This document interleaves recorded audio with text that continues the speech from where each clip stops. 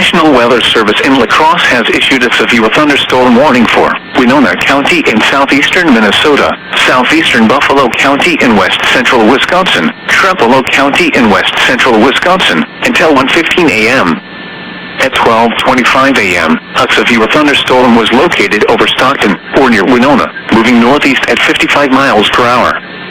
Expected hazards include quarter-size hail. This is a radar-indicated threat. The following impacts are expected. Damage to vehicles is expected.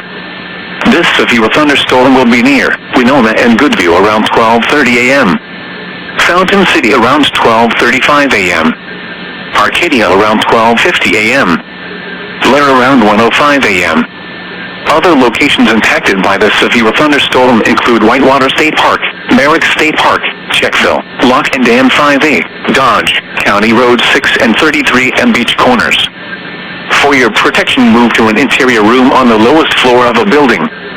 Repeating, a severe thunderstorm warning has been issued until 1:15 a.m. for the following county, Winona, Minnesota, and the following counties, in Wisconsin, Buffalo and Trempealeau.